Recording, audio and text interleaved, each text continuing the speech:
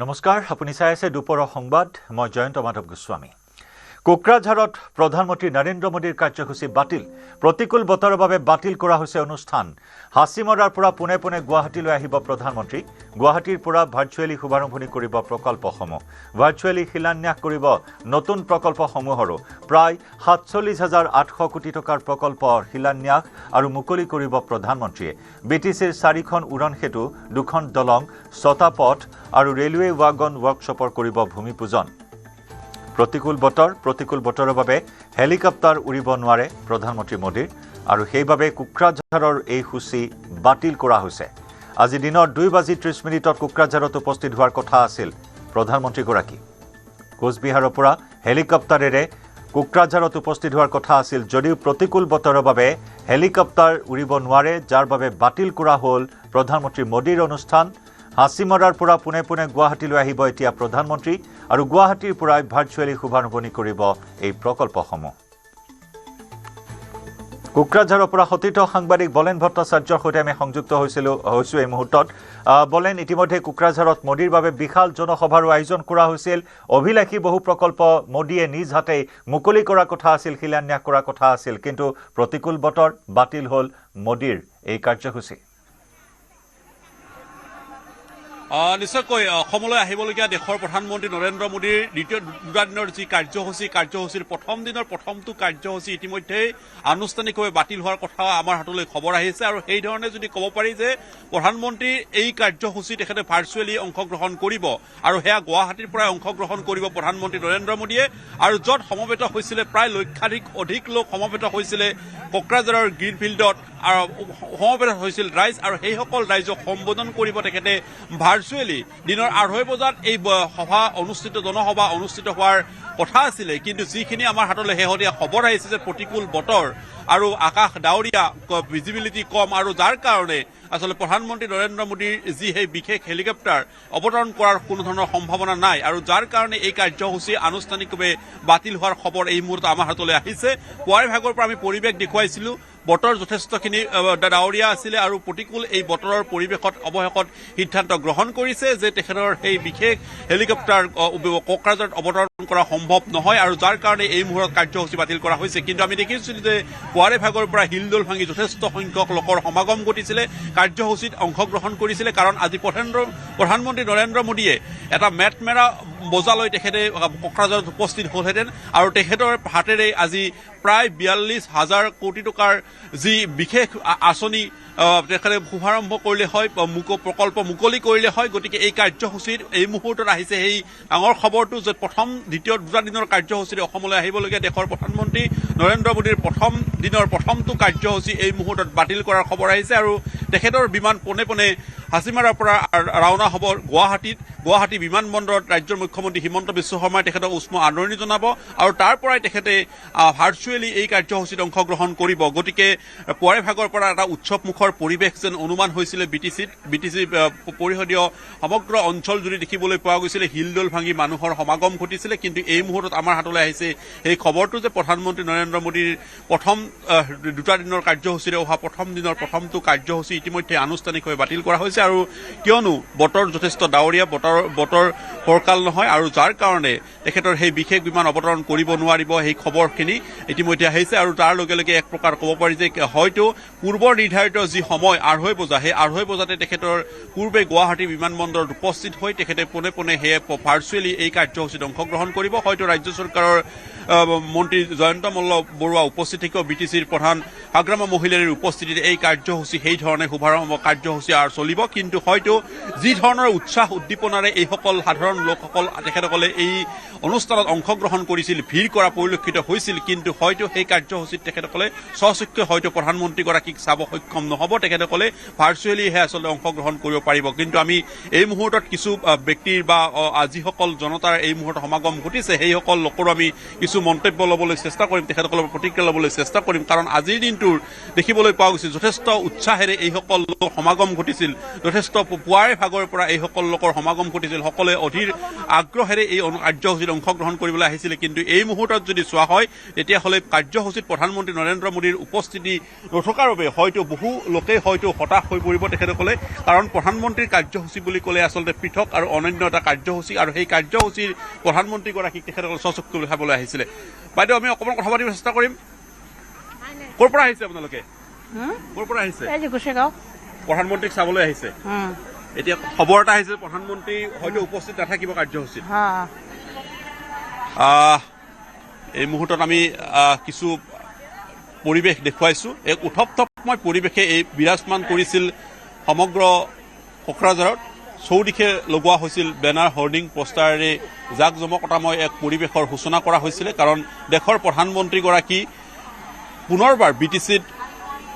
প্ৰধান হাগ্ৰামা মহিলাৰ নেতৃত্বাধীন চৰকাৰ অহাৰ পিছত প্ৰথমবাৰৰ বাবে BTCত তেখেতে পদাৰ্পণ কৰিছিলে আৰু তেখেতক আদৰিবলৈ এক প্ৰকাৰ দেখিবলৈ পোৱা গৈছিলে চৌদিশে যেন আড়ম্বৰপূৰ্ণ এক পৰিৱেশেই সূচনা কৰিছিল কিন্তু তেনে অৱস্থাত প্ৰধানমন্ত্ৰীৰ কাৰ্যসূচী বাতিলে এক প্ৰকাৰ ক'ব পাৰি যে এইসকল লোকক যথেষ্টখিনি নিৰাশ কৰিব নিশ্চয় ধন্যবাদ জনাইছোঁ বলেন এই মুহূৰ্তত আপোনাক আৰু এনেদৰে সভা লৈ বুলি কোকৰাঝাৰৰ জনতা BTCৰ জনতা হিলদল ভাঙি ওলাই আহিছিল আৰু কিন্তু মোদীৰ প্ৰতিকূল বতৰৰ পৰিপ্ৰেক্ষিতত এই ভ্ৰমণসূচী বাতিল হৈছে যি নহওক গুৱাহাটীৰ পৰা আহি ভাৰ্চুৱেলি কোকৰাঝাৰবাসীক BTCবাসীক সম্বোধন কৰি মেটমৰা উন্নয়নৰ মেটমৰা সম্ভাৰ প্ৰধানমন্ত্ৰীগৰাকীয়ে আগবঢ়াব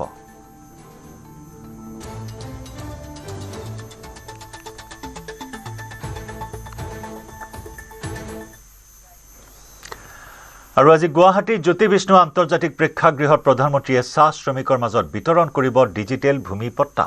PM কিষাণ ৰেলৱে প্ৰকল্প কপিলী জলবিদ্যুৎ প্ৰকল্প কামাখ্যা ৰোপৱেৰ প্ৰকল্পৰ লগতে আন বহু প্ৰকল্পৰ আধাৰশিলা স্থাপন কৰিব মোদীয়ে প্ৰকল্পসমূহ নিৰ্মাণত মুঠ ব্যয় হ'ব 19,156 কোটি টকা আজি কইনাধৰাত নিশা কটাব প্ৰধানমন্ত্ৰীয়ে 14 মাৰ্চত শিলচৰলৈ ৰাওনা হ'ব প্ৰধানমন্ত্ৰী মোদী দিনৰ 11 বজাত শিলচৰত প্ৰধানমন্ত্ৰীৰ জনসভা 1 বজাত শিলচৰৰ পৰা দিল্লীলৈ ৰাওনা হ'ব মোদী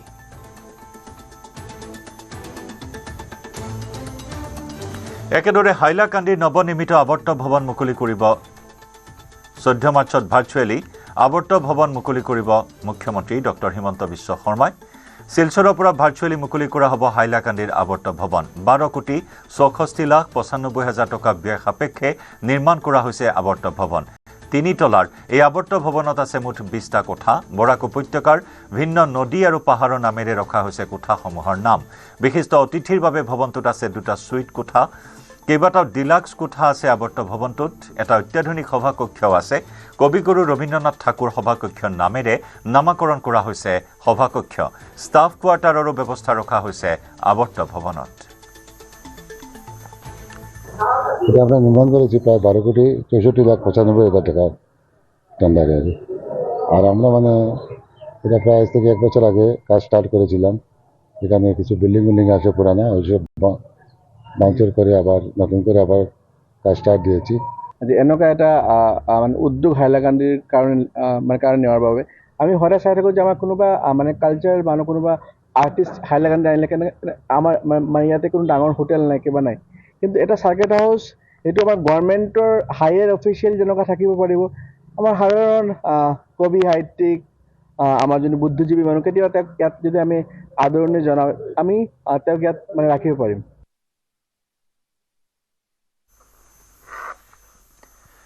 মৰাণহাট ৰেলৱে ষ্টেচনত চামেলি এক্সপ্ৰেছৰ ফ্লেগ অফ কৰে খোৱাং সমষ্টিৰ বিধায়ক চক্ৰধৰ গগৈ আৰু নাহৰকটীয়াৰ বিধায়ক তৰংগ গগৈয়ে মুকলিৰ পাছতে ৰেলখনেৰে 700 শ্ৰমিকৰ যাত্ৰা গুৱাহাটীলৈ ভূমিৰ অধিকাৰ পোৱাৰ আনন্দত আত্মহাৰা চাহ বাগিচাৰ শ্ৰমিকসকল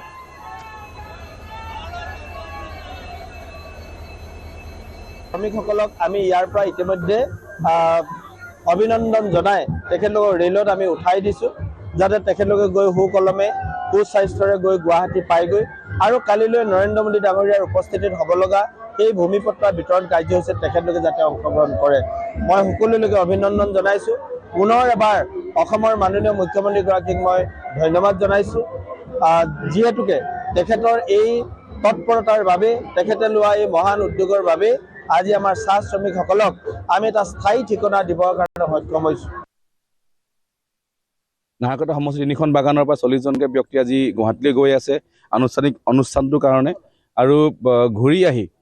অৰ্থাৎ 14 তাৰিখে আমি প্ৰায় 2000 মানুহক আমি এই পট্টা দিয়া প্ৰদান কৰিম আৰু সময়ে সময়ে যি সাৰ্ভে চলি আছে অসমৰ প্ৰত্যেক ব্যক্তি যি বাগানত থাকে সকলোৱে এই পট্টা পাব আৰু 200 বছৰৰ দাবী বা প্ৰত্যেক মানুহৰ এটা আশা থাকে আমি ম্যাদী পট্টা মাই থাকিব লাগে মই ভাবো এই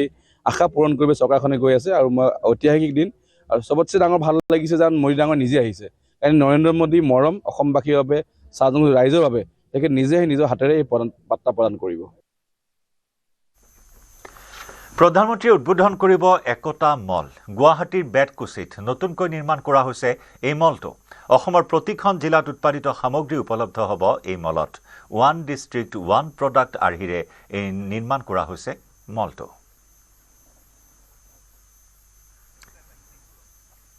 আগবাঢ়িছো পৰৱৰ্তী খবৰলৈ আজি দিল্লীত কংগ্ৰেছৰ নিৰ্বাচনী কমিটিৰ বৈঠক পুৱা 10:30 পৰা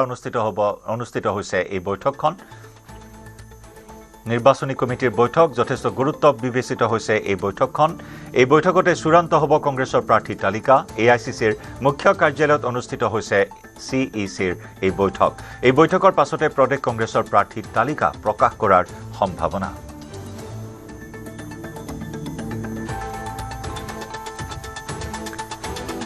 কংগ্ৰেছে এতিয়াও প্ৰাৰ্থী তালিকা চূড়ান্ত কৰিব পৰা নাই যদিবা কালিৰ দিনটোত মিত্ৰ দল অসম জাতীয় পৰিষদৰ সৈতে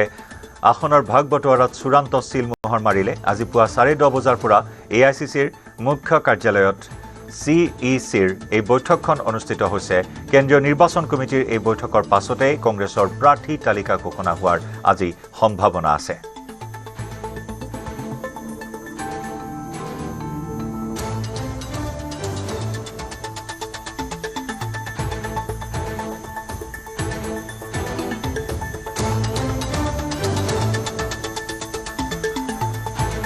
বিৰোধী মিত্ৰতাক লৈ নানান জল্পনা কল্পনা চলি আছিল কিন্তু তাৰ মাজতে ভাঙুন দেখিবলৈ পোৱা হ'ল বিৰোধী মিত্ৰতাত আৰু ভাঙুনমুখী বিৰোধীয়ে কেনেদৰে শাসকীয় বিজেপিক প্ৰত্যাহ্বান জনাব সেয়া লক্ষণীয় হ'ব আৰু আজিৰ কংগ্ৰেছে ঘোষণা কৰিবলগীয়া প্ৰাৰ্থী তালিকাখন বিশেষ গুৰুত্বপূৰ্ণ হিচাপে বিবেচিত হ'ব ৰাইজৰ দল এই মিত্ৰতাৰ পৰা বাহিৰ হ'ল অখিল গগৈক একাষৰীয়া কৰি অখিল গগৈক এলাগী কৰি প্ৰায় 4টা সমষ্টি মিত্ৰতাত আবদ্ধ হ'ল আৰু বিৰোধী মিত্ৰজোঁটে নিৰ্বাচনত অৱতীৰ্ণ হ'ব কিন্তু ৰাইজৰ দল নাথাকিব অসম জাতীয় পৰিষদৰ সৈতে মিত্ৰতা চূড়ান্ত হ'ল অসম জাতীয় পৰিষদৰ সৈতে আসনৰ ভাগ বটোৱাৰা চূড়ান্ত কৰা হ'ল কালিৰ বৈঠকত আৰু আজি কংগ্ৰেছৰ নিৰ্বাচন কমিটিৰ বৈঠক এই নিৰ্বাচন কমিটিৰ বৈঠকৰ পাছতেই আজি কংগ্ৰেছে ঘোষণা কৰিব প্ৰাৰ্থী তালিকা এই সম্ভাৱনা আছে এই বৈঠকৰ পিছত কংগ্ৰেছৰ তালিকা প্ৰকাশৰ নিউজৰুমৰ পৰা আমাৰ সতীৰ্থ সাংবাদিক মৃদু পৱন বৰাৰ সৈতে আমি সংযুক্ত হৈছোঁ এই মুহূৰ্তত মৃদু পৱন অত্যন্ত গুৰুত্বপূৰ্ণ বিষয় যে কংগ্ৰেছৰ প্ৰাৰ্থী তালিকা ঘোষণা কৰোকৈ থমকি ৰৈছে বিৰোধী মিত্ৰতাক কেন্দ্ৰ কৰি অৱশেষত ৰাইজৰ দল বাদ পৰিল যদিও অসম জাতীয় পৰিষদৰ সৈতে মিত্ৰতা চূড়ান্ত হ'ল আৰু আজি চিইচিৰ বৈঠকৰ পাছতে কংগ্ৰেছৰ প্ৰাৰ্থী তালিকা প্ৰকাশৰ কিমান দূৰ সম্ভাৱনা থাকিব চাওক ৰাষ্ট্ৰীয় অধ্যক্ষ যিগৰাকী মল্লিকাৰ্জুন খাৰ্গেৰ অধ্যক্ষতাত ইতিমধ্যে যিখন চিইচি অৰ্থাৎ চেণ্ট্ৰেল ইলেকশ্যন কমিটি যিখন কংগ্ৰেছৰ চিইচি তেওঁলোকৰ বৈঠক সম্পন্ন হৈছে তেওঁলোকে ইতিমধ্যে তেওঁলোকৰ যি সামাজিক মাধ্যম সেই সামাজিক মাধ্যমত কিছু বৈঠকৰ যি দৃশ্যাংশ সেই দৃশ্যাংশ প্ৰকাশ কৰিছে য'ত নেকি দেখা গৈছে অসম প্ৰদেশ কংগ্ৰেছ কমিটি যিগৰাকী সভাপতি গৌৰৱ গগৈ উপস্থিত আছিল বিৰোধী দলপতি দেৱব্ৰত শইকীয়া উপস্থিত আছিল সমান্তৰালকৈ শীৰ্ষ পৰ্যায়ৰ নেতা ৰাহুল গান্ধী প্ৰিয়ংকা গান্ধীকে ধৰি অন্যান্য যিসকল জিতেন্দ্ৰ সিং অসম প্ৰদেশ কংগ্ৰেছ কমিটিৰ তত্ত্বাৱধায়ক এনেকৈ ধৰি বিভিন্ন ধৰণৰ উপস্থিতিত এই যিখন বৈঠক এই বৈঠক সম্পন্ন হৈছে প্ৰথমখন প্ৰাৰ্থী তালিকাত 42 জনীয়া যিখন প্ৰাৰ্থী তালিকা তেওঁলোকে ঘোষণা কৰিছিল আৰু পৰৱৰ্তী সময়ত তেওঁলোকে কিমানজনীয়া প্ৰাৰ্থী তালিকা এখন ঘোষণা কৰা কিমানটা সমষ্টিৰ কাৰণে তেওঁলোকে ঘোষণা কৰে সেই তেওঁলোকে জানিব পৰা হোৱা নাই কিন্তু এই যিখন যিহেতু চিইচি বৈঠক ইতিমধ্যে সমাপ্ত হোৱাৰ পৰৱৰ্তী সময়ত তেওঁলোকে হয়তো আজিৰ দিনটোতে শেষ বিয়লি ভাগলৈ বা সন্ধিয়া ভাগলৈ তেওঁলোকে প্ৰাৰ্থী তালিকা প্ৰকাশ কৰাৰ সম্ভাৱনা পূৰ্ণ মাত্ৰাৰে আছে কিয়নো তেওঁলোকৰ প্ৰাৰ্থী ইতিমধ্যে সাজু হৈছে বিভিন্ন সমষ্টিত তেওঁলোকৰ যি ছাৰ্ভে হওক ৰিপৰ্ট হওক বা তেওঁলোকক লৈ এই আলোচনা সম্পন্ন হৈছে কিছু সমষ্টিক লৈ আচলতে তেওঁলোকৰ মাজত মতানৈক্য আছিলে ঢিং দলগাঁও বা এনে অন্যান্য যিবিলাক মাইনৰিটি ডমিনেটেড সমষ্টি য'ত নেকি প্ৰাৰ্থীত্বৰ সংখ্যা সৰ্বাধিক প্ৰাৰ্থীত্বৰ সংখ্যা বেছি সেই সমষ্টিবিলাকক কিছু তেওঁলোকৰ মাজত আখুৱা আছিলে বা কিছু জটিলতা সৃষ্টি কৰিছিলে সমান্তৰালকৈ মিত্ৰতাকেন্দ্ৰিক যিবিলাক বিবাদ ধৰি লওক অসম জাতীয় পৰিষদক ধেমাজি এৰি দিব নে নিদিয়ে আকৌ সেই জাতীয় পৰিষদে অসম ধেমাজিটো লোৱাৰ ক্ষেত্ৰত কেনেধৰণে কাম কৰিব বা কি ধৰণে তেওঁলোকক সৈমান কৰাব এই ধৰণৰ বিষয়বস্তু আচলতে আলোচনাৰ বাবে তেওঁলোকৰ এই যিটো স্ক্ৰিনিং কমিটিৰ বৈঠক বা চিইচি বৈঠক পিছুৱাই গৈছে গৈ থকা দেখিবলৈ পোৱা গৈছিল আৰু এটা গুৰুত্বপূৰ্ণ কথাটো হ'ল যে বিজেপিৰ যিখন প্ৰাৰ্থী তালিকা এতিয়ালৈকে প্ৰকাশ হোৱা নাই অৰ্থাৎ 17 মাৰ্চত হয়তো বিজেপিৰ প্ৰথম প্ৰাৰ্থী তালিকা আহিব তাত তেওঁলোকে প্ৰতিটো সমষ্টিৰ আটাইকেইটা সমষ্টিৰ প্ৰাৰ্থী তালিকা ঘোষণা কৰিব কিবা কাৰণত বিজেপিৰ সেই প্ৰাৰ্থী তালিকা ঘোষণা কৰিবৰ বাবেও প্ৰাৰ্থী তালিকা ঘোষণা কৰালৈকেও কংগ্ৰেছ ৰৈ আছে নেকি বা অপেক্ষা কৰি আছে নেকি সেয়াও এটা বিষয় এটা আলোচ্য বিষয় হৈ পৰিছে কিয়নো বহু ক্ষেত্ৰত দেখিবলৈ পোৱা যায় যে কেতিয়াবা সমষ্টিবিলাকত তেওঁলোকে দিয়া প্ৰাৰ্থীৰ পিছত বিজেপিৰ হয়তো ৰণনীতি সলনি কৰাৰ এটা সুবিধা অৰ্জন কৰে বা সুবিধা লাভ কৰোঁ সুযোগ এটা ল'ব বিচাৰে এই ধৰণৰ আচলতে কেতিয়াবা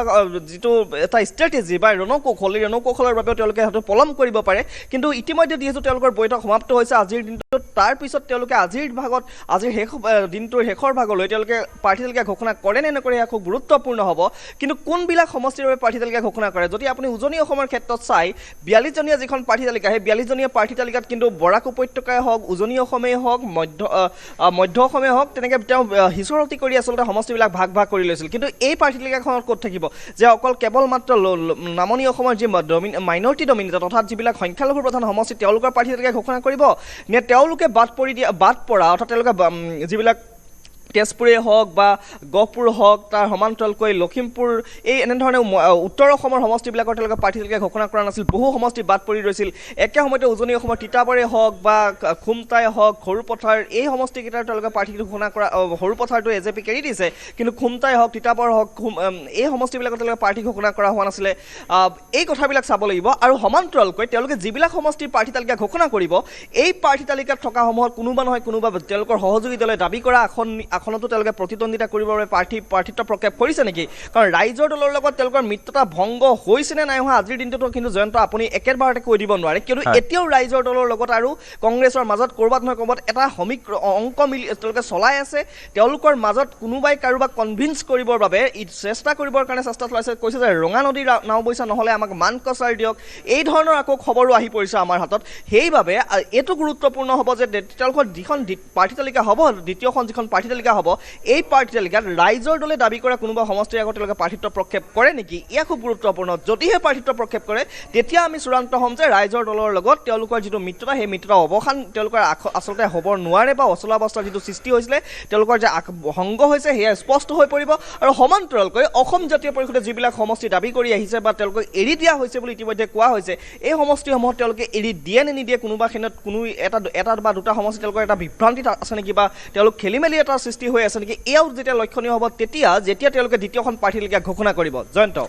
মৃদুপৱন সংঘাত কেইবাটাও বিষয়ক কেন্দ্ৰ কৰি সংঘাত ইতিমধ্যে চলি আছে কংগ্ৰেছৰ ভিতৰ চলাতো সংঘাত আছেই লগতে মিত্ৰ দলক আসন এৰি দিয়া নিদিয়াক লৈ সংঘাত অব্যাহত আছে বিশেষকৈ অসম জাতীয় পৰিষদক ধেমাজি এৰি দিয়াৰ ইতিমধ্যে সিদ্ধান্ত লোৱাৰ খবৰ আহিছে মামৰা সমষ্টিক লৈ অসম জাতীয় পৰিষদৰ সৈতে কংগ্ৰেছৰ কিছু বিবাদ আছিল আপুনি কৈছে যে এতিয়াও গোপনভাৱে ৰাইজৰ দলৰ সৈতে কৰবাত বুজাপৰাৰ বৈঠক চলি আছে বা তেনেকুৱা ধৰণৰ এটা আলোচনা চলি আছে কিন্তু তাৰ সমান্তৰালকৈ এই প্ৰাৰ্থী তালিকা ঘোষণাৰ পিছতে কংগ্ৰেছৰ প্ৰবল খহনীয়াৰ সৃষ্টি হ'ব বুলিও এক চৰ্চা চলি আছে বিভিন্নজনে ভৱিষ্যতবাণী কৰিছে মুখ্যমন্ত্ৰীৰ ভৱিষ্যতবাণী সদ্য কংগ্ৰেছ ত্যাগী ভূপেন বৰাৰ ভৱিষ্যতবাণী গতিকে এইসমূহ বিষয়ে কৰবাত ভীতিগ্ৰস্ত কৰি ৰাখিছে নেকি কংগ্ৰেছ দলটোক নিঃসন্দেহে চিন্তিত কৰি ৰাখিছে এই কাৰণে কাৰণ কিছুমান সমষ্টিত তেওঁলোকৰ কিছুমান সবল প্ৰাৰ্থী আছে আৰু কিবা কাৰণত তেওঁলোকে প্ৰাৰ্থিত্ব নাপালে হয়তো তেওঁলোকে অন্য দললৈ যাব পাৰে আৰু অন্য দললৈ গৈ তেওঁলোকে নিৰ্বাচন খেলিব পাৰে আমি আজিৰ পৰা দুদিন পূৰ্বে এটা ব্ৰেকিং কৰিছিলোঁ এটা এনেকুৱা ধৰণৰ ব্ৰেকিং আছিলে যে পাকা বেতবাৰী আগৰ পূৰ্বৰ সৰুক্ষেত্ৰী সমষ্টিৰ যিগৰাকী বিধায়ক জাকিৰ হুছেইন চিকদাৰৰ যিটো টিকট তেওঁৰ টিকট কিন্তু এতিয়ালৈকে তেওঁলোকৰ অনিশ্চিতত আছিল একে সময়তে ৰেকিবুদ্দিন আহমেদ আন এগৰাকী সংখ্যালঘুৰ শক্তিশালী নেতা কংগ্ৰেছৰ তেওঁৰ টিকটটো চমৰীয়াৰ পৰা তেওঁ টিকট বিচাৰিছে তেওঁৰ এটা প্ৰাৰ্থিত্ব অনিশ্চিতত আছিল আসিফ নজৰ আপোনাৰ লাহৰীঘাটৰ বিধায়ক আসিফ নজৰৰ টিকটো এটা অনিশ্চিতত আছিল অৰ্থাৎ যদিহে এই নেতাসকল কিবা কাৰণত বাদ পৰে যদি জাকিৰ হুছেইন চিকদাৰ যিগৰাকী এগৰাকী কাৰ্যকৰী সভাপতি অসম প্ৰদেশ কংগ্ৰেছ কমিটি জাকিৰ হুছেইন চিকদাৰ যদি ক'ৰবাত বাদ পৰে ৰেকিবুদ্দিন আহমেদৰ দৰে যদি নেতা যদি বাদ পৰে সমান্তৰালকৈ যদি বাদ পৰে আপোনাৰ আসিফ নজৰ যিগৰাকী বৰ্তমানৰ বিধায়ক এই নেতাসকল যদি কিবা কাৰণত প্ৰাৰ্থিত্বৰ পৰা বঞ্চিত হয় তেওঁলোক হয়তো অন্য দললৈ যে যাব সেয়া নিশ্চিত আৰু অন্য দলত গৈ তেওঁলোকে যদি যোগদান কৰি প্ৰাৰ্থিত্ব লাভ কৰে তেতিয়া কিন্তু তেওঁলোকে এই যিটো যুঁজ এই যুঁজ হ'ব কংগ্ৰেছৰ বিৰুদ্ধে বিশেষকৈ সেই যিবিলাক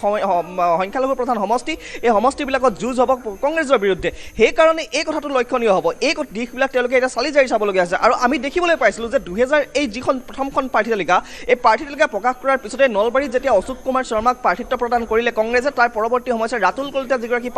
প্ৰাৰ্থিত্ব প্ৰদান তেওঁ পদত্যাগ কৰিছে পদত্যাগ কৰি তেওঁ বিজেপিত যোগদান কৰিছে একে সময়তে আৰু অন্য কেইবাজনো নেতাক আমি দেখিবলৈ পোৱা গৈছোঁ যেনে শিপাচাৰৰ এগৰাকী প্ৰাৰ্থিত্ব প্ৰত্যাশী কন্দৰ্প কলিতা এগৰাকী ICCৰ অসম প্ৰদেশ কংগ্ৰেছ কমিটিৰ শক্তিশালী নেতা আছিল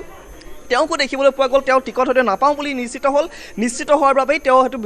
আজিৰ পৰা দুদিন পূৰ্বে তেওঁ বিজেপিত যোগদান কৰিলে অৰ্থাৎ এই যিটো খহনীয়া আৰু লগতে তেওঁলোকৰ যিটো বংশবাদৰ যিটো অভিযোগ সেই অভিযোগৰ কোনোবাখিনিত আচলতে তেওঁলোকক আচলতে এটা ক'ৰবাত নহয় ক'ৰবাত তেওঁলোক হল টিকট পেলাইছে প্ৰতীক বৰদলৈ হওক তানজিল হুছেইনেই হওক এনেধৰণে যিবিলাক নেতাক তেওঁলোকে অগ্ৰাধিকাৰ দিছে এই অগ্ৰাধিকাৰ দিয়া কাৰ্যও কিন্তু প্ৰদেশ কংগ্ৰেছক তেওঁলোকৰ যিটো পৌৰাণিক পৰম্পৰা হাতামপুৰুষীয়া পৰম্পৰাৰ দৰে যিটো বংশবাদক ধৰি ৰাখিছে সেইটো তেওঁলোকে নস্যাৎ কৰিব পৰা নাই এনেস্থলত এই দিশবিলাকে আচলতে ক'ৰবাত নহয় ক'ৰবাত তেওঁলোকক চিন্তিত কৰিছে আৰু সেইবাবেই তেওঁলোকে দ্বিতীয়খন প্ৰাৰ্থী তালিকা ক'ৰবাত এবাৰ যদি দিব বিচাৰে আকৌ এখোজ পিছুৱাবলগীয়া হৈছে এই পৰিস্থিতিৰ উদ্ভৱ হৈছে আসন বুজাবুজি হওক বংশবাদেই হওক বা প্ৰাৰ্থিত্ব প্ৰত্যাশীৰ প্ৰাৰ্থিত্ব নোপোৱাৰ পিছত তেওঁলোকৰ পদত্যাগ এই সকলোবিলাক কথা কিন্তু আজিৰ দিনত গৌৰৱ গগৈৰ নেতৃত্বত থকা অসম প্ৰদেশ কংগ্ৰেছ কমিটিৰ বাবে এক প্ৰকাৰ মূৰৰ কামৰণি নিশ্চয় ধন্যবাদ জ্ঞাপন কৰিছোঁ মৃদু পৱন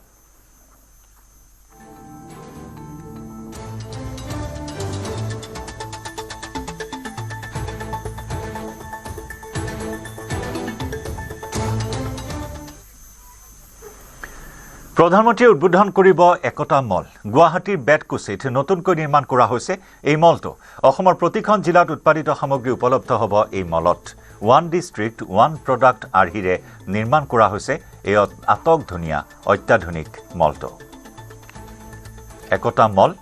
একতা মলৰ বিশেষ তাৎপৰ্য আছে বিশেষ গুৰুত্ব আছে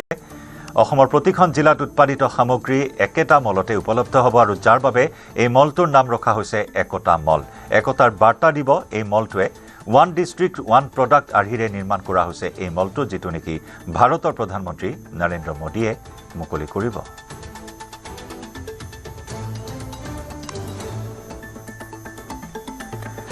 প্ৰধানমন্ত্ৰী নৰেন্দ্ৰ মোদীৰ কাৰ্যসূচী দুদিনীয়া ভ্ৰমণসূচী অসমত আজি কোকৰাঝাৰত উপস্থিত হোৱাৰ কথা আছিল যদিও প্ৰতিকূল বতৰৰ বাবে কোকৰাঝাৰৰ সূচী বাতিল কৰা হৈছে এতিয়া পশ্চিমবংগৰ পৰা পোনে পোনে গুৱাহাটীলৈ আহিব প্ৰধানমন্ত্ৰী নৰেন্দ্ৰ মোদী গুৱাহাটীত তেওঁ ভাৰ্চুৱেলি কোকৰাঝাৰৰ কাৰ্যসূচীসমূহ অংশগ্ৰহণ কৰিব একেদৰে গুৱাহাটীতো কেইবাটাও কাৰ্যসূচীত অংশগ্ৰহণ কৰিব ইয়াৰ ভিতৰত অন্যতম হৈছে এয়া একতা মল বেতকুছিত নতুনকৈ নিৰ্মাণ কৰা এই একতা মল আজি উদ্বোধন কৰিব প্ৰধানমন্ত্ৰীগৰাকীয়ে এই মলটোৰ বৈশিষ্ট্যৰ কথা ইতিমধ্যে আমি উল্লেখ কৰিছোঁ অসমৰ প্ৰতিখন জিলাত উৎপাদিত বিভিন্ন সামগ্ৰী অসমৰ প্ৰতিখন জিলাৰে উৎপাদিত সামগ্ৰীসমূহৰ একোটা নিজা পৰিচয় আছে সুকীয়া পৰিচয় আছে অসমৰ উৎপাদিত বিভিন্ন সামগ্ৰীয়ে ইতিমধ্যে GI টেগ লাভ কৰিবলৈ সক্ষম হৈছে গতিকে সেই সকলো সামগ্ৰী উপলব্ধ হ'ব এই মলটোত য'ত ওৱান ডিষ্ট্ৰিক্ট ওৱান প্ৰডাক্ট আৰ্হিৰে এই মলটো নিৰ্মাণ কৰা হৈছে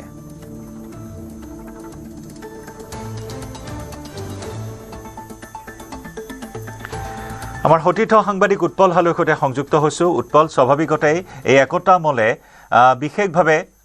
ব্যৱসায়ৰ ক্ষেত্ৰত এক বিশেষ ভূমিকা পালন কৰিব য'ত অসমৰ প্ৰতিখন জিলাৰ উৎপাদিত সামগ্ৰী একেলগে উপলব্ধ হ'ব এই বিশেষ মলটো আজি প্ৰধানমন্ত্ৰীগৰাকী মুকলি কৰিব গতিকে মুকলি অনুষ্ঠানৰ কেনেধৰণৰ আয়োজন কৰা হৈছে চাওক যথেষ্ট এটা এক প্ৰকাৰ সুখীশালী ধৰণৰ এটা তেখেতসকলে আনন্দপূৰ্বকভাৱে আয়োজন কৰিছে আৰু বিশেষ যদি উল্লেখ কৰোঁ এই মলটো আছে মহানগৰীৰ বেতকুছিৰ মণিৰাম দেৱান ট্ৰেড চেণ্টাৰৰ পিছফালে আৰু এই মলটো নিৰ্মাণ কৰাতে 298 কৰোৰ টকা ব্যয় কৰা হৈছে 35খন ৰাজ্যৰ 4 মহলীয়া এই অট্টালিকাটো প্ৰথমতে সতীৰ্থ দেখুৱাইছে যে ইয়াতে বাহিৰভাগতে দেখুৱাইছে যে প্ৰতিখন ষ্টেটৰ কথা লিখা হৈছে অসমৰ পৰা কন্যাকুমাৰীলৈকে সকলো ষ্টেটৰে ইয়াতে নাম আছে যদি চোৱা যায় প্ৰতিখন এই 4 মহলাৰ যে কথা বিৱৰণ দিওঁ তেতিয়ালৈ উল্লেখ কৰিব লাগিব যে প্ৰথম মহলত থাকিব বিভিন্ন ব্যৱসায়িক প্ৰতিষ্ঠান দ্বিতীয় মহলত থাকিব 35খন ৰাজ্য ভাৰতবৰ্ষৰ 35খন ৰাজ্যৰ বিশেষ 35খন বিপণী থাকিব আৰু তাৰ ওপৰত যদি চোৱা যায় যে অসমৰ বাবে থাৰ্ড ফ্ল'ৰখন বিশেষভাৱে বিবেচনা কৰা হৈছে আৰু তৃতীয় মহলাত অসমৰ প্ৰতিখন জিলাৰে খাদ্য সামগ্ৰী হওক বা প্ৰতিটো উৎপাদিত সামগ্ৰী এই স্থানত বিক্ৰীৰ কেন্দ্ৰ হিচাপে বিবেচিত হ'ব আমি পূৰ্বে দেখিছিলোঁ যে মণিৰাম দেৱান ট্ৰেড চেণ্টাৰ বিভিন্ন সময়ত বিভিন্ন ট্ৰেড ফেয়াৰ অনুষ্ঠিত হৈছিল এতিয়া আৰু সেই ট্ৰেড ফেয়াৰ নহয় 12 মাহে আজিৰ পিছত মুকলি হোৱাৰ পিছতে প্ৰত্যেক দিনে এই স্থানতে সেইসমূহ থাকিব ৰাতিপুৱাৰ ভাগৰে ফুলেৰে সজাই তোলা হৈছে অতীতে কিছু জুম কৰি দেখুৱাইছে যে প্ৰতিখন দুৱাৰদলি এনেদৰে ফুলেৰে সুসজ্জিত কৰা হৈছে প্ৰৱেশদ্বাৰত ইতিমধ্যে মুখ্যমন্ত্ৰীৰ পৰা বিশেষ নিৰ্দেশনা দিয়া হৈছে যে কোনো লোককে প্ৰৱেশত বাধা দিয়া হৈছে অকল ভিতৰ ভাগত কাম কৰা যিসমূহ তেখেতসকলৰ কাম কাজ আছে বা পৰিচালনা কৰাৰ দায়িত্বত আছে তেখেতসকলৰ বাহিৰে কোনো লোককে প্ৰৱেশ কৰিবলৈ দিয়া হোৱা নাই বিভিন্ন ধৰণৰ গছ গছনি বা আটক ধুনীয়াকৈ সজাই পুৰাই তোলা হৈছে এই স্থান উল্লেখ কৰিছে যে চতুৰ্থকৈ মহলা থাকিব আৰু 3,96,000 যি স্কুৱেৰ বৰ্গ কিলোমিটাৰ সেই বৰ্গ কিলোমিটাৰত 3,94,000 স্কুৱেৰ ফিটত এই বনোৱা হৈছে অট্টালিকাটো 4টা মহলা থাকিব প্ৰথম মহলাত থাকিব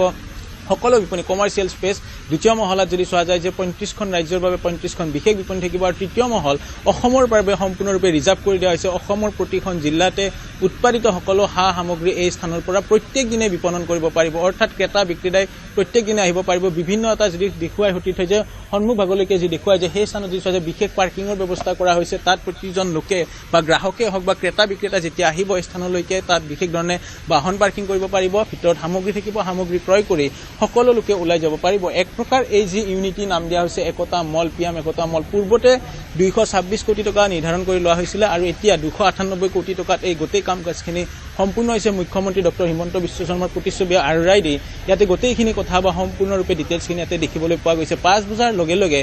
প্ৰধানমন্ত্ৰীয়ে ভাৰ্চুৱেলি খানাপাৰাত থকা জ্যোতি বিষ্ণু প্ৰেক্ষাগৃহৰ পৰা মুকলি কৰিব আৰু মুকলি কৰাৰ পিছতে ইয়াতে সকলো লোকে প্ৰৱেশ কৰিব পাৰিব আৰু সতীৰ্থই যদি দেখুৱাই যে এখন ষ্টেটৰ নাম তাত লিখা আছে গুজৰাটৰ পিছত যদি উল্লেখ কৰোঁ হাৰিয়ানা তাৰ কাষত উৰিষ্যা তাৰ কাষত ছিকিম দিল্লী বিহাৰ গোৱা আৰু অসম এনেদৰে প্ৰতিখন ষ্টেট অসম ভাৰতবৰ্ষৰ প্ৰতিখন যি ৰাজ্য আছে প্ৰতিখন ৰাজ্যৰ নাম ইয়াতে লিখি থকা হৈছে আৰু প্ৰতিখন ৰাজ্যৰ নাম লিখি এই যি হল ইউনিটি পিএম একতা মল মুকলি কৰি দিয়া হ'ব আজি সন্ধিয়াৰ ভাগতে তাৰ পূৰ্বে আজি যদি বতৰে কিছু বিঘ্নি জনাইছে বা বতৰে এতিয়া এই মুহূৰ্তত এই স্থানত যদি চোৱা যায় বতৰ ডাৱৰীয়া লগতে বৰষুণ দি আছে তাৰ পিছতো যি ধৰণৰ কাম কাজখিনি আছে ফুলেৰে হওক বা অংগসজ্জা বুলি ক'ব পাৰি এই অংগসজ্জাসমূহ কৰি থকা হৈছে ইউনিটি মলত যি ধৰণৰ বাহিৰ ভাগত আমি দেখিছোঁ যে ফুলৰ মালা চিচি কেমেৰা যদি সতীৰ্থই দেখুৱাই যে ইয়াতে বিশেষ চিচি কেমেৰাৰ দৃশ্যাংশ দেখুৱাইছে ইয়াতে বিশেষ চিচি কেমেৰা সংলগ্ন কৰা হৈছে যাতে কোনোৱে লোকে প্ৰৱেশ কৰিলে কি সামগ্ৰী ক্ৰয় কৰিলে কোন ষ্টেটৰ পৰা কোন লোক আহিলে সকলো চাব পৰা এটা বিশেষ ব্যৱস্থা কৰা হৈছে ঠিক একেদৰে গোটেই চৌপাশতে এনেধৰণৰ চিচি কেমেৰাৰ ব্যৱস্থা কৰিছে সোলাৰ লাইটৰ ব্যৱস্থা কৰিছে এটা পৰিৱেশটো যি সতীৰ্থই দেখুৱাই যে এই প্ৰাকৃতিক পৰিৱেশো কিছু দেখিবলৈ পোৱা গৈছে যে গছ গছনিসমূহ আছে আৰু ঠিক একেদৰে তাৰ মাজতে এনেধৰণৰ এটা মল নিৰ্মাণ কৰা হৈছে আৰু এই স্থান হৈছে মহানগৰীৰ মণিৰাম দেৱান ট্ৰেড চেণ্টাৰ পিছফালে উল্লেখ কৰিব পাৰি যে ইয়াৰ সমীপতে যদি চোৱা যায় যে কিছুদিন পূৰ্বে গুৱাহাটী পৌৰ নিগমৰ যিটো মুখ্য কাৰ্যালয় বা অসম চৰকাৰৰ যি গুৱাহাটীৰ প্ৰতিটো বিভাগৰ কাৰ্যালয় এই স্থানলৈকে আনিছে আৰু কিছুদিন পিছত যদি চোৱা যায় যে যি টুইন টাৱাৰ কথা কৈ থকা হৈছিলে টুইন টাৱাৰো ইয়াৰ পিছফালে মুকলি কৰা হ'ব অৰ্থাৎ এই স্থান যদি চোৱা যায় যে এক প্ৰকাৰ সম্প্ৰীতিৰ মিলনভূমিৰ লগতে প্ৰতিটো অনুষ্ঠানলৈকে অহা বা প্ৰতিটো কাৰ্যলৈকে অহা লোকে এবাৰ হ'লেও এই স্থানত থাকি বা ঘূমি যাব পৰা এটা বিশেষ ব্যৱস্থা কৰা হৈছে এক প্ৰকাৰ গুৱাহাটী মহানগৰীৰ যি ভিতৰ ভাগৰ যান জঁট এতিয়া ৰাষ্ট্ৰীয় ঘাইপথৰ দাঁতিলৈকে অনা হৈছে আৰু ৰাষ্ট্ৰীয় ঘাইপথত এই স্থানত সকলোৱে এক প্ৰকাৰ একতা কাৰ্যালয়লৈকে আহিলে সকলোখিনি কাম কাজ কৰি বজাৰ সামগ্ৰী কৰি যাব পৰা এটা বিশেষ ব্যৱস্থা কৰি তুলিছে আৰু 298 কোটি টকা ব্যয় সাপেক্ষে নিৰ্মাণ কৰা এই ইউনিটি মল আজি সন্ধিয়াৰ ভাগত 5 বজাত ভাৰ্চুৱেলি প্ৰধানমন্ত্ৰীৰ উপস্থিতিত মুকলি কৰা হ'ব তাৰ পিছতে কাইলৈৰ পৰা ইয়াতে বেপাৰ সমাৰ আৰম্ভ হ'ব আৰু বেপাৰ সমাৰ আৰম্ভ হোৱাৰ পিছতে এই মুহূৰ্তত চাইৰেনৰ শব্দ শুনিছোঁ হয়তো কোনোবা এগৰাকী মন্ত্ৰী হয়তো আহিছে চাগে এই তদাৰক কৰিবৰ বাবে কাম কাজৰ বুজ ল'বৰ বাবে আমি চাইৰেনৰ শব্দ পাই আছোঁ বিভিন্ন বহুকেইজন হয়তো মন্ত্ৰী বিধায়ক আহি এই বুজ ল'ব বা এই গোটেই কাম কাজখিনি কেনেধৰণে চলিছে সেই হয়তো তদাৰক কৰিব মুখ্যমন্ত্ৰীগৰাকীৰ নিৰ্দেশ হয়তো কোনো এগৰাকী মন্ত্ৰী আহিছে এই মুহূৰ্তত দেখুৱাইছোঁ যে সম্ভৱতঃ কোনোবা এগৰাকী জ্যেষ্ঠ মন্ত্ৰী হ'ব এনেধৰণে প্ৰৱেশ কৰিব আৰু প্ৰৱেশ কৰি তেখেতে বুজ ল'ব যে কাম কাজত যে কি ধৰণে কাম কাজ হৈছে ক্ষতিয়ন হৈছে জয়ন্ত মল্ল ডাঙৰীয়াৰ বাহন সেয়া আমি বাহন দেখি অনুমান কৰিছোঁ যে সেয়া জয়ন্ত মল্ল বৰুৱা আহি আছে আৰু জয়ন্ত মল্ল বৰুৱাই হয়তো তদাৰক কৰিব যে কি ধৰণে কাম কাজখিনি চলিছে বা নিৰ্মাণ কাৰ্যই হওক বা আজিৰ দিনটোত যি ধৰণৰ বিশেষ ব্যৱস্থা আৰু ৰেড কাৰ্পেট এই মুহূৰ্তত ৰেড কাৰ্পেট পাৰি দি থকা হৈছে যাতে অভ্যাসগতসকলক আদৰিবৰ বাবে যদিও বতৰে কিছু বিধি পথালি দিছে তাৰ পিছতো এনেদৰে তেখেতসকলে এক প্ৰকাৰ কৰ্মত নিয়োজিত হৈ আছে এক প্ৰকাৰ আজি সন্ধিয়াৰ 5 বজাৰ পিছতে বহু অপেক্ষিত যি মল এই মল পিএম একতা মল ইউনিটি মল বুলি কোৱা হয় পিএম ইউনিটি মল বা একতা মলে এক প্ৰকাৰ মুকলি হোৱাৰ পিছতে সকলো লোকে আহি ক্ৰেতা বিক্ৰেতাই ইয়াতে দোকানৰ পৰা সামগ্ৰী ক্ৰয় কৰিব পাৰিব অসমৰ থলুৱা সামগ্ৰী বিশ্ব দৰবাৰলৈকে যাব কাৰণ প্ৰতিখন ষ্টেটৰ সামগ্ৰী থাকে প্ৰতিখন ষ্টেটৰ সামগ্ৰীৰ বিষয়ে সকলোৱে জানিব এতিয়া এনেধৰণৰ এটা প্ৰস্তুতি দেখিবলৈ পোৱা গৈছে ইউনিটি মলত নিশ্চয় উৎপল ধন্যবাদ জ্ঞাপন কৰিছোঁ আপোনাক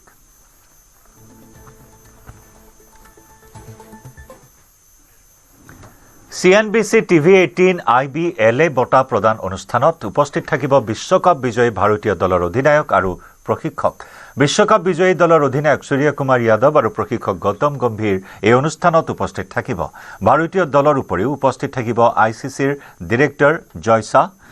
শনিবাৰে বিয়লি অনুষ্ঠিত হ'ব CNBC TV18ৰ IBLA বঁটা প্ৰদান অনুষ্ঠান। এই অনুষ্ঠানত বিশেষভাৱে সম্বৰ্ধনা জনোৱা হ'ব এইসকল বিশ্বজয়ী দলৰ তাৰকাক। উল্লেখযোগ্য যে T20 বিশ্বকাপ জয়ৰ পিছত প্ৰথমবাৰ এই বঁটা প্ৰদান অনুষ্ঠানত উপস্থিত থাকিব অধিনায়ক সূৰ্য কুমাৰ যাদৱ আৰু প্ৰশিক্ষক গৌতম গম্ভীৰ।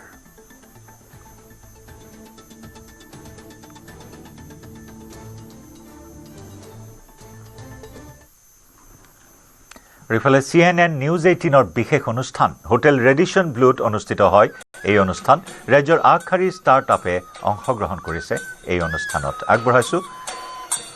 CNN News 18ৰ এই বিশেষ অনুষ্ঠানৰ পোনপটীয়া সম্প্ৰচাৰ হোটেল ৰেডিশ্যন ব্লুৰ পৰা।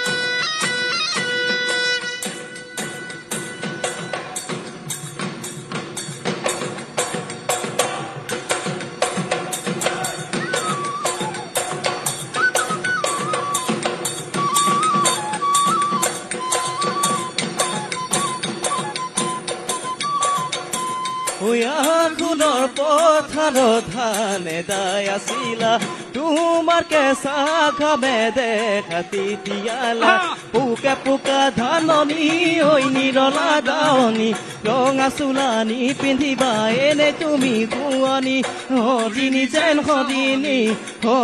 যেন হৰিণী লাগে ঐ জীয়া ধলে দেখি জানৈ কাঐ মাছ কাষেৰে উজালে বিলৰে গৰাকী জানৈ মতলীয়া কৰিলে গাঁৱৰে জীয়ৰী লখিমী বোৱাৰী জানৈ নাচিবলৈ ধৰিলে দেখা পাই ঐ বিহু আমাৰ বাপতি দেখা পাই ঐ বিহু আমাৰ বাপতি বিহু আমাৰ বাপতি ভাগু বিহু আমাৰ বাপতি বিহু আমাৰ বাপতি ভাগু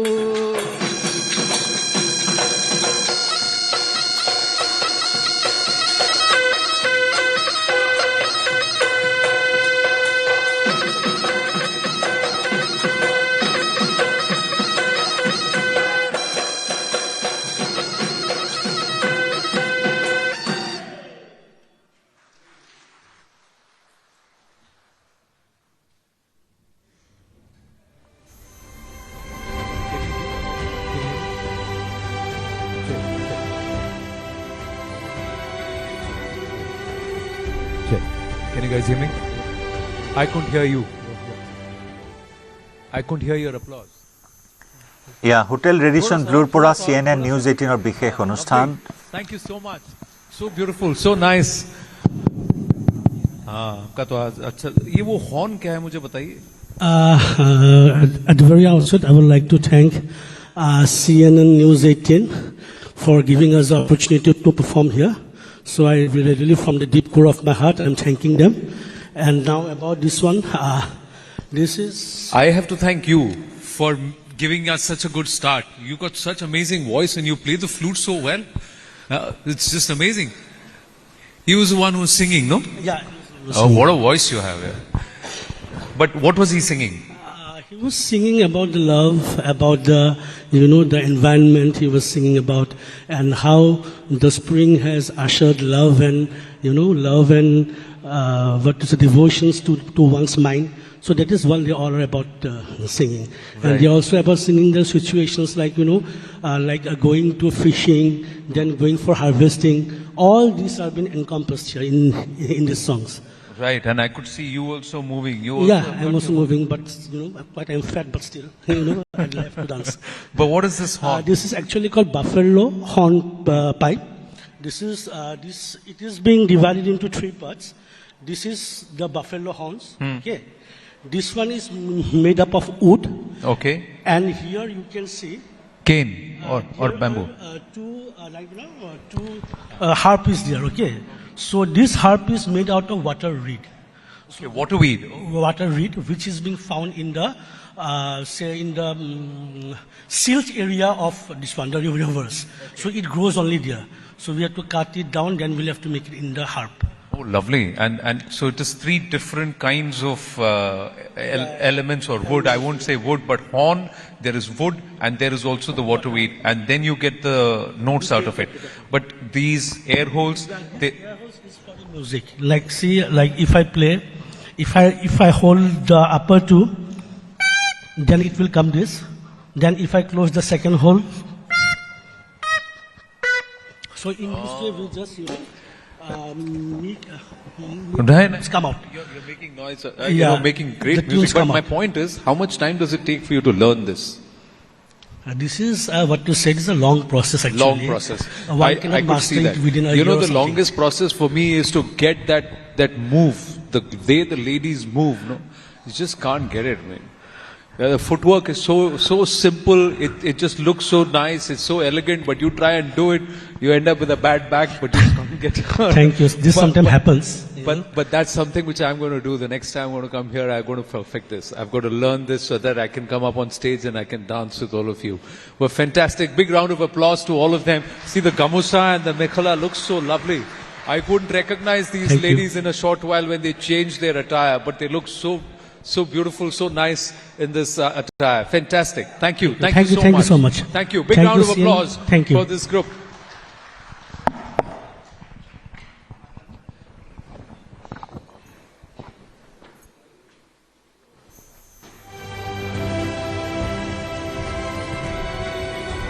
Yeah, let us now begin the proceedings for the day. After that fantastic mood lifter,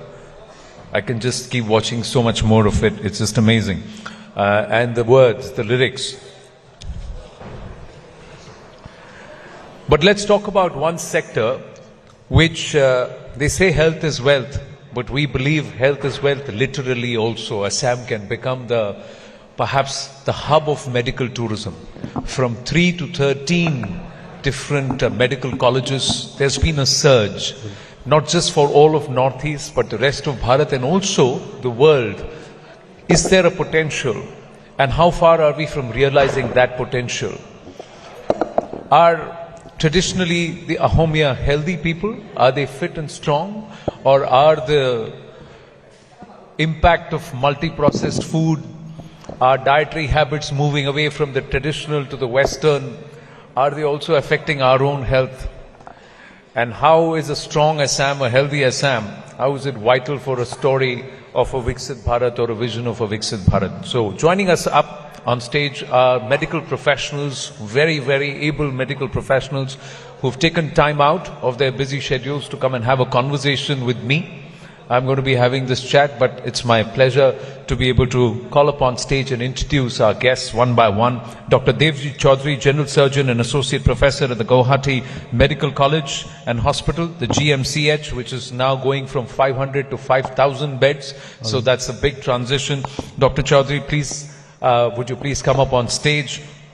He's been appointed as its superintendent in August 2025 with over 29 years of experience. He specializes in trauma, gastrointestinal and laparoscopic surgeries, and he's previously served as a superintendent of the State Cancer Institute, Assam. Dr. Devji Chaudhary. Okay. Dr. Amal Chandra Kataki. He is a veteran oncologist, former director of the Dr. B. Barua Cancer Institute in Guwahati, and he's made significant contributions to cancer care, research and education. He's published 218 research papers. Thank you, Dr. Kataki. Lovely to have you with us. Thank you. Dr. Hitesh Barua, he's here with us. Dr. Hitesh Barua is the Managing Director of Nemcare Hospitals Private Limited, a prominent healthcare institution in northeast of Bharat, and has treated over 10 million individuals since founding Nemcare in 2001. Namaste, Dr. Barua. Thank you. Please come. Dr. Rupam Das, a diabetologist by profession. His professional qualification are MBBS, MD from the Guwahati Medical College, FDAB from the Dr. Mohan's in Chennai, and CCR from the Symbiosis Institute, Pune, FRCP, Edinburgh, and a fellow diabetes India. He's over 25 years of clinical experience. Lovely. I'm going to check if Dr. Pratiksh Bora is also with us, and we are waiting for Dr. Devji Chaudhary also. So we will get them to join us. Dr. Pratiksh Bora, prominent pediatrician and child specialist based in Guwahati. So these two gentlemen will join us whenever they are here. So we'll add the chairs and get them to have the conversation, but let's start. Oh, by the way, I am Anand Narasimhan, and Pallavi Ghosh, my colleague, both of us will be taking you through the sessions that we've planned in this Mood of Assam town hall. Zubeen গাৰ্গৰ মৃত্যুৰ গোচৰৰ চূড়ান্ত ৰায় আজি ছিংগাপুৰৰ কৰোনাৰ আদালতে দিব ৰায় ইতিমধ্যে আদালতৰ সকলো পক্ষৰে গ্ৰহণ কৰা হৈছে সাক্ষ্য ছিংগাপুৰৰ 11 প্ৰবাসী অসমীয়াৰ গ্ৰহণ কৰা হৈছে সাক্ষ্য জুবিন গাৰ্গৰ পৰিয়ালৰ হৈ মনোজ বৰঠাকুৰৰ সাক্ষ্য গ্ৰহণ ৰাহুল গৌতম শৰ্মাৰ সাক্ষ্য লৈছিল কৰোনাৰ আদালতে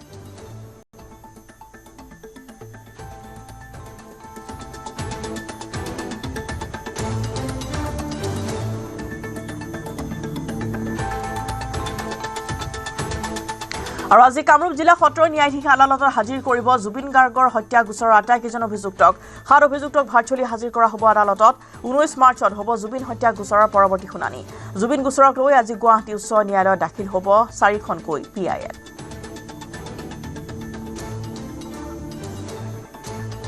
পুনৰবাৰ জনাও যে কামৰূপ জিলা সত্ৰ ন্যায়াধীশ আদালতৰ আজি হাজিৰ কৰা হ'ব জুবিন গাৰ্গৰ হত্যাৰ গোচৰৰ আটাইকেইজন অভিযুক্তক আৰু 7 অভিযুক্তক ভাৰ্চুৱেলি হাজিৰ কৰিব আদালতত যেহেতু এই 7 অভিযুক্তক অনাৰ ক্ষেত্ৰত যথেষ্ট বাধ্যবাধকতা থাকে বা বহুতো যেনে ধৰণৰ জনসমাগমৰ হোৱাৰ সম্ভাৱনা থাকে গতিকে ভাৰ্চুৱেলি তেওঁলোকক আদালতত হাজিৰ কৰা হ'ব 19 মাৰ্চত হ'ব জুবিন হত্যা গোচৰৰ পৰৱৰ্তী শুনানি জুবিন গোচৰক লৈ আজি গুৱাহাটী উচ্চ ন্যায়ালয়ত দাখিল হ'ব 4খনকৈ PIL সমগ্ৰ দেশ জুৰি বা সমগ্ৰ ৰাজ্য জুৰি বৰ্তমানো জুবিন গাৰ্গৰ হত্যাৰ যি ন্যায় প্ৰক্ৰিয়া সেই ন্যায় প্ৰক্ৰিয়াত সকলোৱে সামাজিক মাধ্যমত জাষ্টিস ফৰ জুবিন গাৰ্গৰ যি ধাৰা সেই অব্যাহত আছে আৰু এখিনি মতে বিৰিঞ্চি আছে আমাৰ সৈতে পুনপটীয়াকৈ আমি সংযুক্ত হ'ব বিচাৰিছোঁ বিৰিঞ্চিৰ সৈতে বিৰিঞ্চি আজি 7 অভিযুক্তক ভাৰ্চুৱেলি হাজিৰ কৰা হ'ব কেই বজাত হাজিৰ কৰা হ'ব কি শেহতীয়া খবৰ আহি পৰিছে আপোনাৰ হাতলৈ নিশ্চয় ৰশ্মিতা যে যেহেতু আজি গোটেই 7 অভিযুক্তক সত্ৰ ন্যায়াধীশ আদালতত হাজিৰ কৰাৰ যেহেতু দিন আৰু পুৱা প্ৰায় 11 মান বজাৰ পৰা আচলতে 2 বজালৈকে সেই সমগ্ৰ প্ৰক্ৰিয়াটো আচলতে চলিব যে 7 অভিযুক্তৰ তেওঁলোকে সুখৰীৰে আচলতে হাজিৰ হ'ব লাগে যদি যেহেতু ভাৰ্চুৱেলি হাজিৰ কৰা হ'ব আৰু ভাৰ্চুৱেলি হাজিৰ কৰাৰ পাছত প্ৰত্যেকগৰাকী 7গৰাকীৰে তেওঁলোকৰ স্বাস্থ্য বিষয়ক যিখিনি কথা আছে সেইখিনি তাৰ আদালতে ন্যায়াধীশে সুধিব আৰু সেই সকলোখিনি তেওঁলোকৰ স্বাস্থ্যৰ বিষয়ে বুজ ল'ব বা তেওঁলোকৰ কিবা ক'ব লগা আছে নেকি সেইখিনি আজি নিয়ম মাফিক যিখিনি আচলতে আছে সেইখিনি কৰিব আৰু পৰৱৰ্তী যেহেতু 19 তাৰিখে 7 অভিযুক্তৰ চাৰ্জ ফ্ৰেম হোৱাৰ পূৰ্ণ সম্ভাৱনা আছে গতিকে সমগ্ৰ বিষয়টোক লৈ তেওঁলোকক আজি দিনটোত আচলতে অৱগত কৰিব আৰু দেখা পোৱা গৈছিল যে 7 অভিযুক্তৰ ভিতৰত যিসকলে আচলতে যি নতুনকৈ তেওঁলোকে যিসমূহ আবেদন কৰিছে সিদ্ধাৰ্থ শৰ্মা আৰু শ্যামকানু মহন্তৰ অধিবক্তাই যে কৰোনাছ আদালতত যি আচলতে ৰিপৰ্ট বা কৰোনাছৰ যি আৰক্ষীয়ে যি ধৰণে প্ৰতিবেদন দাখিল কৰিছিল সেই প্ৰতিবেদন বিচাৰি তেওঁলোকে আবেদন কৰিছিল কিন্তু ইয়াত লোক অধিবক্তাই যিহেতু সেই সমগ্ৰ বিষয়টোক ইয়াত গুৰুত্বপূৰ্ণ নহয় বুলি যিহেতু তেওঁলোকে যুক্তি দৰ্শাইছিল আৰু তাৰ পাছত কৰোনাছ কোৰ্টৰ সেই ৰিপৰ্টসমূহ ইয়াত প্ৰযোজ্য নহ'ব বুলি ইতিমধ্যে ন্যায়াধীশে স্পষ্ট কৰি দিছে আৰু আজি যিহেতু এটা আটাইতকৈ ডাঙৰ দিন অসমবাসীৰ বাবে যে পানৰ শিল্পীগৰাকী মৃত্যুৰ যি তদন্ত সেই তদন্তত চলি আছিল যিহেতু কৰোনাছ কোৰ্টত আজি চূড়ান্ত শুনানি তাত হ'ব হয়তো বিয়লিৰ ভাগলৈ সেই শুনানিটো আহিব সেই ৰায় আহিব যে জুবিন গাৰ্গৰ মৃত্যুৰ আঁৰত প্ৰকৃততে ছিংগাপুৰত হোৱা যি তদন্ত সেই তদন্তত আচলতে কি তথ্য লাভ কৰিছিল কি হৈছিল সেয়া স্বাভাৱিক হিচাপত পানীত পৰি তেওঁৰ মৃত্যু হৈছিল নে কোনোৱে ষড়যন্ত্ৰ কৰি মৃত্যুৰ মুখলৈ তেওঁক ঠেলি দিছিল সকলোখিনি কথা আজি সেই ৰায়ত আচলতে স্পষ্টকৈ থাকিব তেওঁলোকে আমি ইতিমধ্যে সেই ভিজুৱেলত সেই বস্তুখিনি দেখুৱাইছোঁ যে তেওঁলোকে প্ৰতীকী ৰূপত জুবিন গাৰ্গৰ যি দেহ সেই দেহৰ সেই প্ৰতীকী ৰূপত লৈ তেওঁলোকে 10টা বিভিন্ন এংগুলত তেওঁলোকে সেইখিনি আচলতে পৰীক্ষা কৰিছিল আৰু সকলোখিনি যে কোনো লোকে জুবিন গাৰ্গক সেইখিনি সময় ইয়তখনত থকা সেই জুবিন গাৰ্গক ঠেলি দিছিল নেকি বা ঠেলি দিলে কিমান দূৰলৈকে আচলতে জুবিন গাৰ্গ পানীত গৈ পৰিব বা সেইখিনি সময়ত বাকী তেওঁৰ কাষত থকা যিসকল লোক আছিল সেই লোকসকলে কি তেওঁলোকৰ ৰোল প্লে কৰিছিল সেই সকলোখিনি আচলতে তাত 10টা বিভিন্ন এংগুলৰ পৰা আচলতে তেওঁলোকে সেইখিনি পৰীক্ষা নিৰীক্ষা কৰিছিল একে সময়তে জুবিন গাৰ্গৰ খুৰাক মনোজ বৰঠাকুৰ ৰাহুল গৌতম শৰ্মাৰ সাক্ষ্য গ্ৰহণ কৰিছিল তেওঁলোকে যি 11গৰাকী ব্যক্তি তাত আছিল অসমীয়া লোক প্ৰবাসী অসমীয়া সেই সকলো লোকক তেওঁলোকে আচলতে প্ৰশ্ন কৰিছিল যে সমগ্ৰ ঘটনাটোক লৈ প্ৰকৃততে সেইদিনা কি হৈছিল ইয়ৰ্টৰ যি দুগৰাকী নাবিক আছিল তেওঁলোকৰ লগত কথা বতৰা হৈছিল তেওঁলোকৰ সাক্ষ্য গ্ৰহণ কৰা হৈছিল পেন পেচিফিক যিখন হোটেল আছিল য'ত জুবিন গাৰ্গকে ধৰি অসমৰ পৰা যোৱা দলটোক যিসকলে চোৱা চিতাৰ দায়িত্বত আছিল সেই চোৱা চিতাৰ দায়িত্বত থকা সেই কৰ্মচাৰীসকলক সোধা পোছা কৰিছে আৰু সাগৰৰ পাৰত সেইখিনি সময় স্বচক্ষে দেখা একাংশ লোককো সোধা পোছা কৰিছে তেওঁলোকে কি দেখিছিল কিবা অস্বাভাৱিক দেখিছিল নেকি যে জুবিন গাৰ্গক হত্যা কৰিব লাগে বা জুবিন গাৰ্গক পানীলৈকে ঠেলি দিব লাগে তেনেধৰণৰ কিছু দেখিছিল সেই সকলোখিনি কথা আজি তেওঁলোকে সাক্ষ্য ল'লে আৰু সাক্ষ্যৰ ভিত্তিত আজি যিহেতু এক দীঘলীয়া সময় তাত সেই কথাখিনিৰ শুনানি প্ৰক্ৰিয়া চলোৱাৰ পিছত তেওঁলোকে ৰায় দিব আৰু সেই ৰায়টো আচলতে অসমবাসীৰ বাবে এটা গুৰুত্বপূৰ্ণ হ'ব আৰু পৰৱৰ্তী সময়ত হয়তো ছিংগাপুৰৰ সেই কৰোনাছ কোৰ্টে দিয়া যিটো ৰায় সেই ৰায় হয়তো যদি কোনো অভিযুক্ত যদি উচ্চ ন্যায়ালয়লৈকে যায় হয়তো সেই ৰায়টো প্ৰয়োজন হ'ব পাৰে উচ্চ ন্যায়ালয়ে কি ৰায় দিয়ে সেই কথাখিনি পৰৱৰ্তী সময়ত লক্ষণীয় হ'ব আৰু আজিৰ দিনটোত আটাইতকৈ এটা ডাঙৰ কথা যে APW ফালৰ পৰা এখন PIL দাখিল কৰা হ'ব গুৱাহাটী উচ্চ ন্যায়ালয়ত আৰু APWৰ সমান্তৰভাৱে আন তিনিগৰাকী ব্যক্তিয়েও আজি PIL দাখিল কৰিব মুঠ 4খন PIL জুবিন গাৰ্গৰ মৃত্যুৰ ৰহস্য ভেদ হ'ব লাগে বুলি 4খনকৈ PIL আজি দাখিল কৰিব গুৱাহাটী উচ্চ ন্যায়ালয়ত গতিকে সমগ্ৰ বিষয়টোত পুনৰ জুবিন গাৰ্গৰ ন্যায় প্ৰক্ৰিয়াৰ কথাটো আচলতে পুনৰ জোৰদাৰ এক আচলতে মানুহৰ মাজত সামাজিক মাধ্যম যোগে হওক বা বিভিন্ন ধৰণে প্ৰবল ৰূপত পুনৰ আকৌ উঠিছে যে জুবিন গাৰ্গৰ ন্যায় আচলতে সোনকালে পাব লাগে কিন্তু ন্যায় ব্যৱস্থাৰ যিটো আমি দেখিছোঁ যে এই যিখিনি সময় আচলতে পাৰ হৈ গ'ল সেইখিনি সময়ত আমি আদালতৰ যিখিনি কাম কাজ দেখিছোঁ যে তাত যথেষ্ট লেহেমীয়া হোৱা দেখা গৈছে যি লেহেমীয়া পদ্ধতিক লৈ জুবিন পত্নী গৰিমা শইকীয়া বা ভগ্নী পামী বৰঠাকুৰে যথেষ্ট ক্ষোভ প্ৰকাশ কৰিছিল তেওঁলোকে ফাষ্ট ট্ৰেক আদালতৰ কথা কৈছিল গতিকে ফাষ্ট ট্ৰেক আদালত যিহেতু চৰকাৰে কেবিনেট পাতি কৈছিল যে ফাষ্ট ট্ৰেক আদালত গঠন কৰা হ'ব কিন্তু আজি পৰ্যন্ত ফাষ্ট ট্ৰেক আদালতৰ গোটেই কাম কাজখিনি কিন্তু আৰম্ভ হোৱা নাই হয়তো ফাষ্ট ট্ৰেক আদালতৰ কাম কাজ আৰম্ভ হ'লে প্ৰতিদিনে যিহেতু শুনানি হ'ব জুবিন গাৰ্গৰ গোটেই গোচৰটোত যিহেতু 300তকৈ অধিক সাক্ষী আছে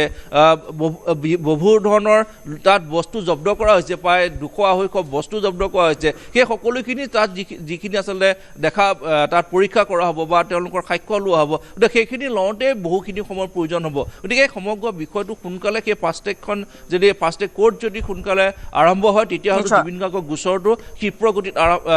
আগবাঢ়ি যাব গতিকে আজি অসমবাসীৰ বাবে এটা অত্যন্ত গুৰুত্বপূৰ্ণ দিন যে সকলো ফালে কেৱল জুবিন গাৰ্গৰ ন্যায় বিষয়টোক যিহেতু চৰ্চা লাভ কৰিছে আৰু তেনে সময়তে আজি কৰোনাছ কোৰ্টৰ সেই বিশেষ চূড়ান্ত ৰায়টো আহিব আৰু গুৱাহাটী উচ্চ ন্যায়ালয়তো সেই 4খনকৈ যি PIL দাখিল হ'ব তাক লৈ গুৱাহাটী উচ্চ ন্যায়ালয়ে কি নিৰ্দেশনা দিয়ে সেয়া পৰৱৰ্তী সময়ত গম পোৱা যাব নিশ্চয় ধন্যবাদ বীৰেন সিং চোকা অস্ত্ৰেৰে পত্নীক হত্যা প্ৰাক্তন সেনা জোৱানৰ কাছাৰৰ সোণাইৰ চেলুৰপাৰ গাঁৱত সংঘটিত হৈছে এই নৃশংস হত্যাকাণ্ড। পত্নীক দাৰে উপৰ্যপৰি আক্ৰমণ চিটু দাস নামৰ লোকজনৰ। নিহত মহিলাগৰাকীৰ নাম শ্যামলী দাস। ঘটনাৰ পাছতে গ্ৰেপ্তাৰ চিটু দাস নামৰ প্ৰাক্তন সেনা জোৱানজনক। বিয়াৰ 20 বছৰে স্বামী নিৰ্যাতনৰ বলি হৈ আহিছিল মহিলাগৰাকী। মানসিক শাৰীৰিক নিৰ্যাতন চলাই আহিছিল মহিলাগৰাকীক। মহিলাগৰাকীৰ পৰিয়ালৰ লোকে উত্থাপন কৰে এই অভিযোগ। হাস্পতাললৈ নিও প্ৰাণ ৰক্ষা কৰিব নোৱাৰিলে মহিলাগৰাকী। এই ঘটনাৰ উচিত তদন্তৰ দাবী মহিলাগৰাকীৰ পৰিয়ালৰ। ঘটনা তো প্রথমে তো আইসি আমরা আর 2 মাস আগে 2-3 মাস আগে আইসি মাঝে মাঝে যন্ত্রণা করতে বন্ডে লিয়ে যায় 10 মিনিট পরে গাড়ি লিয়ে গিয়ে ফুসি যায়। জড়িত 2 জন টিঙ্কু রানা। আচ্ছা মেইন কালপ্রিট মেইন যে সিতু দাস এর হাজবেন্ড আগে ওইরকম অত্যাচার করছে, করার পরে আমার বোন গেছে। হ্যাঁ ফাইন্যান্সিয়াল লস হয়েছে অধিকতে, তার বাইকনাটা ডিল করছে, ফাইন্যান্সিয়াল ডিল করছে। এখন ব্রেইনের দ্বারা কোন তারা কিন্তু সব সুবিধা ঠিক আছে। ড্রিঙ্কস করে, ড্রিঙ্কস হেভি ড্রিঙ্কার। আড়াইলে জানে তার বাইক নাই জানে, আর ড্রিঙ্কস 24 আওয়ার্স। ইয়াৰে সৈতে সময় হ'ল দুপৰৰ সংবাদৰ পৰা বিদায় লোৱাৰ। নমস্কাৰ।